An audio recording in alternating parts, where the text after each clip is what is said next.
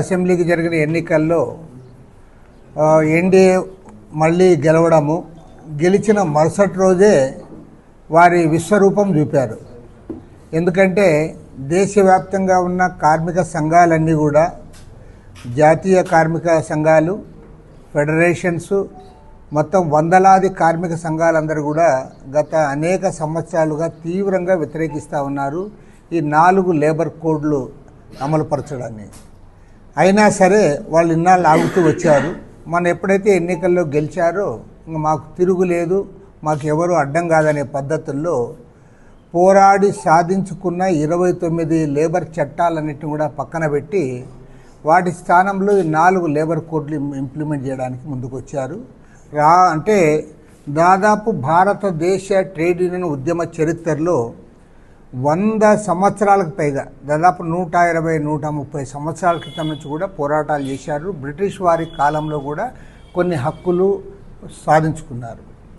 ఆ తర్వాత ఇండిపెండెన్స్ వచ్చిన తర్వాత కూడా అనేక చట్టాలు సాధించుకున్నారు. ఈ సాధించుకున్న చట్టాలన్నీ కూడా కలరాచి వాటన్నిటిని కూడా నల్లని దాన్ని పక్కన పడేసి వాటి స్థానంలో ఈ 4 లేబర్ కోడ్లు తేవడం అనేది కార్పొరేట్లకు అనుకూలంగా ఈ ప్రభుత్వం వ్యవహరిస్తున్న తీరుకు, కార్మికులకు వ్యతిరేకంగా ఈ ప్రభుత్వం తీసుకుంటున్న చర్యలకు నిదర్శనం ఇది. కాబట్టి దీనిపైన మొత్తం ట్రేడ్ యూనియన్ సంఘాలన్నీ కూడా పెద్ద ఎత్తున ఖండించాయి. ఈ నెల 26వ తేదీ నాడు దేశవ్యాప్తంగా కూడా వారు అన్ని కార్మిక సంఘాలు నిరసన చేపట్టబోతూ ఉన్నాయి.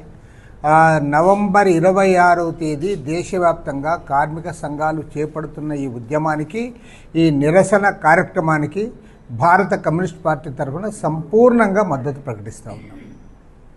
తర్వాత రెండవ ముఖ్యమైన అంశం ఏమంటే, ఇవాళ అంతా కూడా మసిబుసి మారేడుకాయ చేస్తూ ఉన్నారు. నీవు 11 ఏళ్ళు కంప్లీట్ అయిపోయింది నరేంద్ర మోడీ ప్రభుత్వంకి దేశంలో ఏర్పడి, ఆయన ప్రధానమంత్రిగా ఆయన కొనసాగుతూ ఉన్నాడు 3 టర్ములుగా. మరి ఏమి సాధించినావు నువ్వు చెప్పలేకపోతా ఉన్నావు. ఇవాళ అంతర్జాతీయంగా నువ్వు సాధించింది ఏంటి, జాతీయంగా నువ్వు సాధించింది ఏంటి, తర్వాత ఇక్కడున్న సమస్యలు ఏవి పరిష్కారం చేశారో వాళ్ళు ఇంతవరకు కూడా పాజిటివ్గా మేము ఫలానా చేశామని వాళ్ళు చెప్పలేకపోతూ ఉన్నారు. ఎంత అధ్వానం అంటే, మీరు ఈరోజు పేపర్లు అన్నింటిలో కూడా చూసింటారు, రికార్డు స్థాయిలో, అంటే మన భారతదేశ చరిత్రలో ఏనాడు కూడా మన రూపాయి విలువ ఇంతగా పడిపోలేదు. ఇవాళ 2025 ఈ రోజుకి మన రూపాయి విలువ ఈరోజు ఏమంటే $1కి $89.61. ఇంత కనిష్ట స్థాయికి ఏనాడు కూడా పడిపోలేదు. మరి ఇదే నరేంద్ర మోడీ ప్రైమ్ మినిస్టర్గా 2014లో అధికారంలోకి వచ్చినప్పుడు ఆ రోజు $62.33 ఉంది.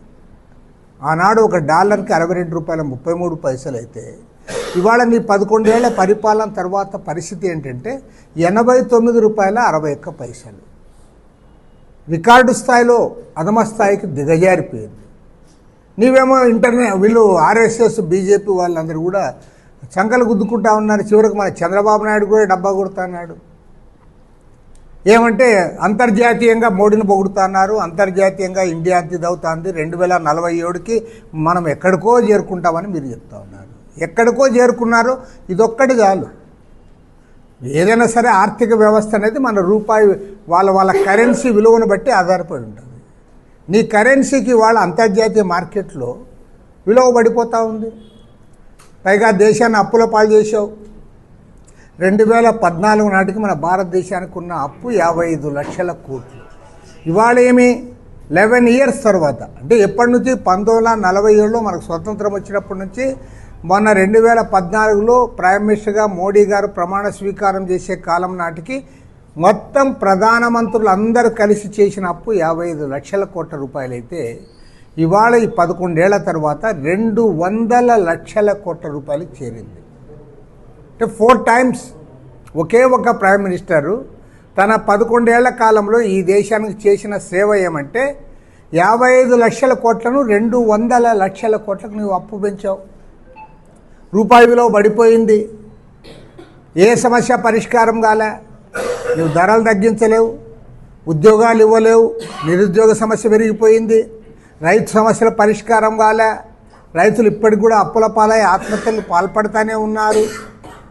మరి ఏ సమస్య పరిష్కారం చేయకుండా దేశాన్ని అప్పుల పాలు చేసి రూపాయినంత కూడా దిగజార్చి మీరు ఈ దేశంలో చేస్తున్నది ఏమంటే ఒకే ఒక్క అజెండా పెట్టుకున్నారు. మైనార్టీలకు వ్యతిరేకంగా మెజారిటీ హిందూ మత ఉన్మాదాన్ని రెచ్చగొట్టడం, దాని ద్వారా మీరంతా కూడా చేస్తూ ఉన్నారు. ఇది ఇవాళ అది కూడా తీవ్ర స్థాయికి చేరింది. ఏ చిన్నదాన్ని కూడా మీరు సహించే పరిస్థితి లేదు. మన అనంతపురం గారు చెప్తా ఉన్నా, మొన్న పుట్టపర్తిలో ప్రైమ్ మినిస్టర్ గారి సమక్షంలో ఐశ్వర్యారాయ్ గారు మాట్లాడారు. కులం ఏంటి మతం ఏమిటి అనే దానికి కులం అన్ని కులాలు ఒకటే, కులం అంటే మానవత్వం, అదేవిధంగా మతాలన్నీ ఒకటే, మతం అంటే ప్రేమతత్వం అని ఆమె చెప్తే దాన్ని కూడా మీరు ట్రోల్ చేస్తున్నారు. సోషల్ మీడియాలో ఆమె ఒక మంచి మాట చెప్తే మీకు ఇది కావడంలే. అదేవిధంగా సినీ దర్శకుడు రాజమౌళి గారు ఆయన తన అభిప్రాయాలు చెప్పాడు. I'm also atheist. మేము హేతువాదులు ఉంటారు. అదేవిధంగా ఇస్లాం స్వీకరించిన వాళ్ళు ఉంటారు, క్రిస్టియన్స్ ఉంటారు, హిందూ మతస్థులు ఉంటారు, వివిధ కులాల వాళ్ళు ఉంటారు. ఎవరి భావాలు వాళ్ళకు ఉంటే కొంతమంది ఎల్లమ్మను పూజిస్తే ఇంకోరు రాముని పూజిస్తారు. తప్పేముంది? ఎల్లమ్మను పూజించే వాళ్ళు పూజించుకుంటారు. కాబట్టి ఏమంటే మీరు ఎట్లంటే మీరు చెప్పిందే జరగాలి. రాజమౌళి ఒక మాట అంటే అసలు మన రాజమౌళి నాస్తికులు అయితే ఆయన సినిమాలని బ్రహ్మాండంగా కడుతున్నాయి. ఒకవేళ అడ్డుకుంటే దేవుడు అడ్డుకుంటాడు, మీకెందుకయ్యా? దానిపైన కూడా మీరు కామెంట్ చేస్తారు. ఐశ్వర్య పైన కామెంట్ చేస్తారు. ఆ రాజాసింగ్ అనేవాడైతే ఈయన రాజమౌళి తీసుకుని జైల్లో పెట్టాలంటాడు. అంటే స్వేచ్ఛగా భావాలు వ్యక్తీకరించడానికి కూడా వీలు కాని పరిస్థితులు, మత ఉన్మాదాన్ని రెచ్చగొట్టి తద్వారా మీ అధికారాన్ని సుస్థిరం చేసుకోవాలని మీరు ప్రయత్నం చేస్తూ ఉన్నారు తప్ప మీరు ఈ దేశానికి చేసింది ఏమిటో చెప్పమని ఇవాళ డిమాండ్ చేస్తూ ఉన్నాం.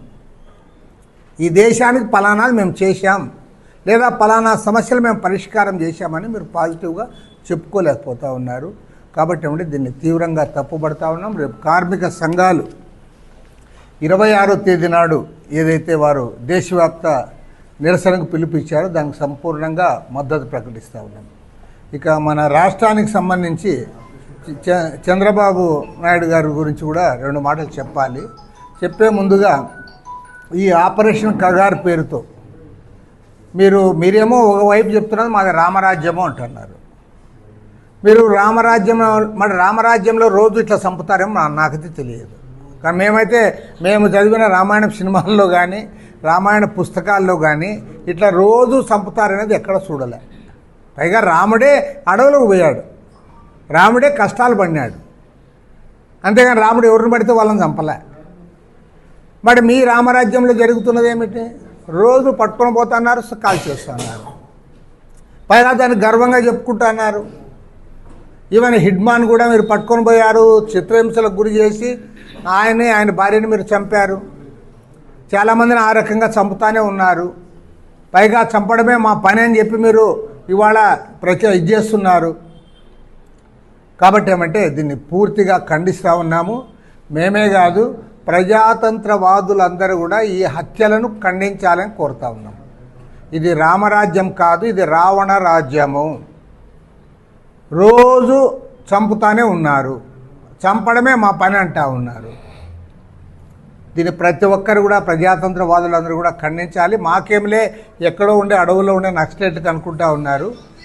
ఆల్రెడీ మన బండి సంజయ్ చెప్పినాడు, తర్వాత అర్బన్ నక్సలైట్ పని కూడా చూస్తామని. ఎవరైతే దీన్ని హత్యాకాండాన్ని ఖండిస్తారో వాళ్ళని కూడా వేధిస్తారు. కాబట్టి ఏమంటే ప్రతి ఒక్కరు కూడా ఈ ప్రజాతంత్రవాదంలో ఇలాంటి వాటికి తావులేదు. పైగా వారు చర్చలకు వస్తామంటే ఎన్నికైన ప్రభుత్వం అది ఏమైనా సరే అది ఒకటి రాజ్యాంగబద్ధంగా మీరు 5 సంవత్సరాలకి ఒకసారి జరిగే ఎన్నికల్లో ప్రజలు మీకు అధికారం ఇచ్చారు. ప్రజాస్వామ్యం ద్వారా అధికారం పొంది మేము చర్చలే చేయము. ఏమంటే మా దగ్గర పారామిలిటరీ ఫోర్సెస్ ఉన్నాయి, అధునాతన ఆయుధాలు ఉన్నాయి, మా దగ్గర అంత సమాచారం ఉంది, కోవర్ట్లు ఉన్నారు, కాబట్టి అందరిని కూడా కాల్చి చంపేస్తామంటే ఎవరిని చంపుతా ఉన్నావు నేను అడుగుతా ఉన్నాను. నువ్వు వేరే దేశాల వాళ్ళతోనూ యుద్ధం చేసిన వాళ్ళతో చర్చలు జరుపుతావు, ఉగ్రవాదులతో చర్చలు చేస్తావు, ఉగ్రవాద సంస్థల్ని కూడా నీ ఆఫీస్కి రానిచ్చుకుంటావు. కానీ మన దేశ పౌరులు, మేము ఏనాడో చెప్పాము, నక్సలైట్లు వారు దారి తెప్పారు. వారు త్యాగాలు చేసినా వారు ప్రజల కోసమే చేశారు. మరి అలాంటి నక్సలైట్ సోదరులను వాళ్ళు వచ్చి మేము చర్చలు చేస్తాము ప్రభుత్వంతో అన్నప్పుడు మీరు చర్చలు చేయకుండా ఈ రకంగా చేయడానికి పూర్తిగా తప్పుపడతా ఉన్నాం. ప్రజాతంత్రవాదులందరూ కూడా దీన్ని ఖండించాలి. ఎందుకంటే ఇవాళ వ్యవస్థలని కూడా వాళ్ళ గుప్పెట్లో పెట్టుకుని అందరినీ బెదిరించేదానికి చేస్తూ ఉన్నారు. ఈ ఆపరేషన్ కగార్ ద్వారా అడవులలో వాళ్ళు లేకుండా చేయడంలో ఒకనొక ఉద్దేశం ఏమంటే ఈ అడవులన్నీ కూడా కార్పొరేట్ సంస్థలకు అప్పజెప్పాలని. ఎందుకంటే అక్కడ చాలా అవసరమైనటువంటి ఖనిజాలన్నీ కూడా ఉన్నాయి. ఆ ఖనిజాలన్నీ కూడా అంబానీలు అదానీలకు అప్పజెప్పడానికి వారికి ఇచ్చిన మాట ప్రకారమే వీళ్ళందరూ కూడా తుదముట్టిస్తామని చెప్తా ఉన్నారు. కాబట్టి దీన్ని మన దేశ అభివృద్ధిని నక్సలైట్ల హింసా విధానంతో వ్యతిరేకించే వాళ్ళు కూడా ఈ మారణకాండను ఖండించాలని చెప్పి నేను కోరుతా ఉన్నాను. ఇక చివరిది మన రాష్ట్రంలో చంద్రబాబు నాయుడు గారు మరి ఇప్పుడేమో నిన్న మొన్న చెప్తున్నాడు రైతుల కోసం మేము పోతాం, నేను రైతు బిడ్డనే అని. నేను సూటిగా ఒకటే అడుగుతా ఉన్నా చంద్రబాబు గారిని, ఈ రాష్ట్రంలో ఏ ప్రాంతంలో రైతులు సుభిక్షంగా ఉన్నారో ఒక్కసారి చెప్పమని అడుగుతా ఉన్నా. చివరికి మీ సొంత జిల్లా చిత్తూరు జిల్లాలో ఏ జిల్లాలోనైనా రైతులందరూ ఇప్పుడు అరటి రైతుల గురించి వచ్చింది. అరటి రైతులందరూ కూడా వాళ్ళకి రేట్ లేదు. మొన్న మామిడి పండించిన రైతులు వాళ్ళకి రేట్ లేదు. టమాటా పండించిన రైతులు, ఉల్లి పండించే రైతులు, ధాన్యం పండించే రైతులందరూ కూడా దివాళా తీసే పరిస్థితి వచ్చింది. ప్రభుత్వం దానిపైన దృష్టి సారించాలని చెప్పి కోరుతా ఉన్నాం. మీరు మీ అజెండా మారిపోయింది. అధికారంలోకి రాకముందు మీ అజెండా ఒకటి ఉంది, సంక్షేమ అజెండా అన్నారు, కొన్ని సంక్షేమ కార్యక్రమాలు చేశారు, దాన్ని మేము కూడా వెల్కమ్ చెప్పాము. కానీ మీరు మీ అజెండా ఇప్పుడేమి మొత్తం ప్రైవేట్కి అప్పచెప్పాలి. నిన్న కూడా మళ్ళీ మీటింగ్ పెట్టి చెప్పాడు మెడికల్ కాలేజీలు ఇస్తాము, 50 ఎకరాలు ఉంటుంది, 25 ఎకరాలు హాస్పిటల్ కడతాడు, 25 ఎకరాలు కాలేజీ కట్టుకొని వాళ్ళంతా చేస్తారు. నేను ఒకటే అడుగుతా ఉన్నా, ఏ భారతదేశంలోనే ఒక ఆంధ్రప్రదేశ్లోనే కాదు భారతదేశంలో ఒక పెట్టుబడిదారుడు వచ్చి 100 కోట్లు 200 కోట్లు డబ్బులు పెట్టిన తర్వాత అతను పుణ్యానికి చేస్తాడా? చంద్రబాబు అంటాడు అంత తిమ్మిని బొమ్మని చేసేటట్లు చెప్తున్నాడు. ఇది 70% ఫ్రీగా ఇస్తారు, పలానా పెన్షన్ మందు ఉచితంగా ఇస్తాడు, సాడీని మాత్రం ఫ్రీగా ఇస్తాడు, ఇట్లాంటివన్నీ చెప్తున్నావు. అసలు వాళ్ళకి ఏం పట్టిందని నేను అడుగుతా ఉన్నా. తర్వాత వాళ్ళు మెడికల్ కాలేజీ పెట్టుకున్నారంటే అదొక రకం. గవర్నమెంట్ మెడికల్ కాలేజీని వాళ్ళకెందుకు అప్పచెప్తా ఉన్నావు? వాళ్ళు ఎందుకు సేవ చేస్తారు? వాళ్ళు సేవ చేయాలనుకుంటే నీ కాలేజీ ఎందుకు వాళ్ళే పెట్టుకుంటారు. కాబట్టి ఏమంటే క్లియర్గా కనపడతా ఉంది, ఇవాళ ప్రైవేట్ సంస్థలకు దోచిపెట్టడానికే మెడికల్ కాలేజీలు వాళ్ళకి అప్పచెప్తా ఉన్నాం. నువ్వు ఎన్ని మాటలు చెప్పినా దీన్ని మేము అంగీకరించాము. గవర్నమెంట్ నడపండి, తర్వాత గవర్నమెంట్ కంటే వాళ్ళు గొప్పగా నడుపుతారనేది కూడా తప్పు. చాలామందిలో ఆయన కూడా అదే అడిగాడు, మీకు ఆరోగ్యశ్రీ వద్దా, ప్రైవేట్ హాస్పిటల్లో మంచిగా ఉంటుంది. నేను అడుగుతా ఉన్నా, చంద్రబాబు నాయుడు ఇంటికి 5 కిలోమీటర్ల దూరంలో, 5 కిలోమీటర్లు కూడా ఉండదు, మా ఇంటికి అయితే 3 కిలోమీటర్లే, అక్కడ ఎయిమ్స్ ఉంది మంగళగిరి దగ్గర. మనది ప్రైవేటా ప్రభుత్వమా నేను అడుగుతా ఉన్నా. ఇవాళ ఎయిమ్స్కి పోయిన ప్రతి పేషెంట్ కూడా పొగుడుతూ వస్తూ ఉన్నాడు. మరి అది గవర్నమెంట్ది కాదా? అది గవర్నమెంట్ది కాదా? అది ప్రైవేట్ సంస్థనా? దాన్ని ఆదర్శంగా తీసుకో. ఆ రకంగా నువ్వు ఇచ్చేయాలి. కానీ నేను ఒక మెడికల్ కాలేజీలు వాళ్ళకి అప్పచెప్తా, ఇంజనీరింగ్ కాలేజీలు ఆల్రెడీ ఇచ్చేసాం, ఇంటర్మీడియట్ అంతా వాళ్ళకి చైతన్య నారాయణ వాళ్ళకి ఇచ్చేసాం, ఇంకా ప్రైమరీ ఎడ్యుకేషన్లో 70% వాళ్ళ చేతుల్లోకి పోయింది. యూనివర్సిటీలు అన్నీ కూడా వాళ్ళ చేతుల్లోనే ఉన్నాయి. ఇప్పుడు మన యూనివర్సిటీలు అన్నీ బంద్ పెట్టారు. ఇక్కడ ఎవరు టీచర్స్ ఉండరు, స్టూడెంట్స్ చేరరు, ఎవరు ఉండరు. టూరిజం వాళ్ళ 22 వాళ్ళవి ఇవి ఉంటే హోటల్స్, అవి కూడా ప్రైవేట్కి ఇస్తూ ఉన్నావు.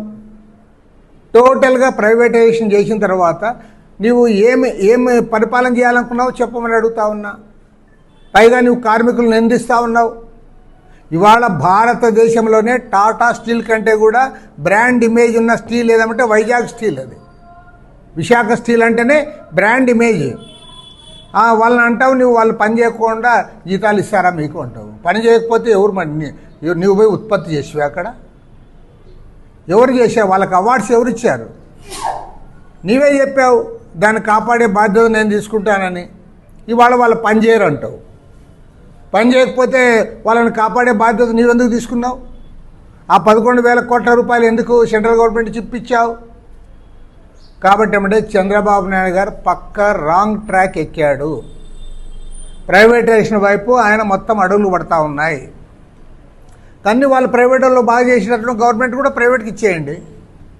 గవర్నమెంట్ మీరు నడిపేది అలా, గవర్నమెంట్ కూడా వాళ్ళే నడుపుతారు. కాబట్టి ఏమంటే దీన్ని పూర్తిగా ఖండిస్తూ ఉన్నాం. రాష్ట్ర వ్యాప్తంగానే కాదు, దేశవ్యాప్తంగా ఈ సమస్యలపైన ఇవాళ పోరాటానికి సమాయత్తమవుతూ ఉన్నాం. రేపు 24వ తేదీ ఢిల్లీలో మా పార్టీ జాతీయ కార్యదర్శి వర్గ సమావేశం జరుగుతూ ఉంది. 24 తర్వాత దేశవ్యాప్తంగా పోరాటాలకు ఇతర వామపక్షాలను ప్రజాతంత్ర పార్టీలతో కలిసి పెద్ద ఎత్తున ఉద్యమానికి సమాయత్తమవుతా ఉన్నాం.